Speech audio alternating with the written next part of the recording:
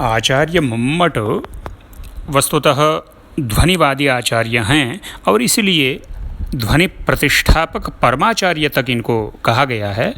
तथापि अधिकांश विद्वानों ने आचार्य मम्मट को एक समन्वयवादी आचार्य की संज्ञा दी है। वस्तुतः काव्य प्रकाश अलंकार शास्त्र का एक समन्वयात्मक ग्रंथ ही है। इसमें अनेक प्राचीन आचार्यों की उपलब्ध सामग्री का यथावश्यक उपयोग मम्मट के द्वारा किया गया है, उसकी युक्तियुक्त समीक्षा भी की गई है तथा एक सामंजस्यपूर्ण मान्यता निर्धारित करने का सफल प्रयास किया गया है। जिन प्राचीन आचार्यों अथवा ग्रंथों का नाम निर्देश करते हुए उनके मत अथवा वचन को काव्य प्रकाश में उद्धृत किया गया है, वे ग्रंथ या ग्रंथकार मुख्य रूप से कुछ इस प्रकार से हैं। भरत मुनि, जिनका कि नाट्यशास्त्र प्रसिद्ध है, महाभाष्यकार पतंजलि, जो कि व्याकरण शास्त्र के और व्याकरण दर्शन के प्रसिद्ध आचार्य हैं, भर्तृहरि का वाक्यपदीय, जो कि व्याकरण दर्शन का एक ख्यात ग्रंथ है। फिर आचार्य लोल्लट, शंकुक, भट्टनायक, उद्भट, रुद्रट इत्यादि आचार्य आते हैं, जिनके मतों से आचार्य मम्मट ने प्रेरणा ग्रहण की है, उनके मतों का उपयोग काव्य प्रकाश लिखने में किया है।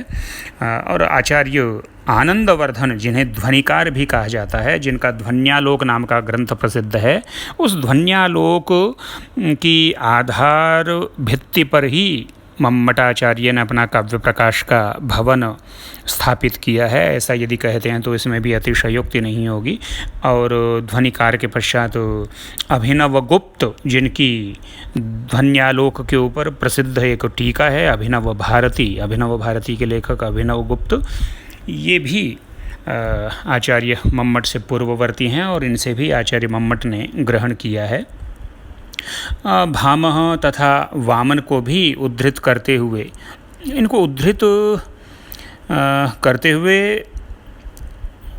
मम्मट ने उनका यद्यपि नामोल्लेख नहीं किया है, लेकिन इनके मतों को, इनकी उक्तियों को काव्य प्रकाश में उद्धृत अवश्य किया है मम्मट ने। कवियों की बात करें तो कालिदास, मयूर, बाण, हर्ष आदि अनेक कवियों का प्रसंगवश निर्देश मम्मट ने किया है, किंतु कवि की कृतियों को उदाहरण रूप में प्रस्तुत करते समय मम्मट ने कवि का नामोल्लेख नहीं किया है कि वो किस कवि का उदाहरण दे रहे हैं। लेकिन मम्मट के काव्य प्रकाश में जो उदाहरण मिलते हैं, वे उदाहरण मुख्य रूप से जिन कवियों या उनकी काव्य कृतियों से लिए गए हैं वो कुछ इस प्रकार से हैं। कालिदास भवभूति, अमरु शतक, कर्पूर मंजरी, कुट्टिनीमत, चंडी शतक, नवसाहसांक चरित, नागानंद, बालरामायण, भट्टी, भर्तृहरि, भास, माघ, रत्नावली, राघवानंद, विज्जिका, विद्धशाल भंजिका, विष्णुपुराण, वेणी संगार, हयग्रीववध, हरविजय इत्यादि ये आचार्य काणे ने अपने ग्रंथ में और उल्लेख किया है, वहाँ से ये लिया गया है। मम्मट की जो काव्य विवेचना है उसका आधार मुख्यतया भरत मुनि, आचार्य आनंदवर्धन, उद्भट, भामह, वामन, रुद्रट तथा अभिनवगुप्त की रचनाएं हैं। मम्मट ने उनके प्रति समादर भी प्रकट किया है, किंतु यथावसर उनकी स्पष्ट आलोचना करने में भी मम्मट को कोई संकोच नहीं हुआ है। उदाहरण के लिए ध्वन्यालोक का पर्याप्त मात्रा में अनुसरण करते हुए भी मम्मट ने सप्तमोल्लास के अंत में सत्यम मनोरमा रामा, सत्यम रम्या विभूतयः इत्यादि श्लोक में ध्वनिकार आनंदवर्धन की आलोचना की है। श्लेष के प्रकरण में भट्टोद्भट की आलोचना की गई है। यद्यपि मम्मट ने रुद्रट का कुछ अंश यानी लगभग 30 पद्य स्वीकृत किए हैं, उनके अलंकार निरूपण पर रुद्रट का पर्याप्त प्रभाव परिलक्षित होता है, तथापि कई स्थलों पर रुद्रट की आलोचना भी मम्मट के द्वारा की गई है। इसी प्रकार काव्य प्रकाश में भामह की रूपकादि इत्यादि 3 कारिकाएँ षष्ठोल्लास में तथा सैषा सर्वत्र वक्रोक्ति इत्यादि कारिका विशेष अलंकार के निरूपण के समय दशमोल्लास में प्रमाण रूप में उद्धृत की गई है, तथापि कई स्थलों पर भामह की भी आलोचना मम्मट के द्वारा की गई है। काव्य प्रकाश में वामन के काव्यालंकार सूत्र की कतिपय उक्तियों को आत्मसात कर लिया गया है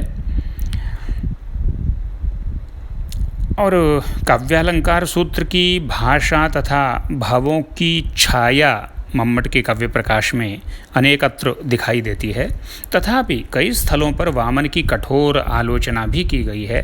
जैसे गुण और अलंकारों के भेद विवेचन में तथा 10 गुणों के खंडन में मम्मट ने वामन के मत को स्वीकार नहीं किया है।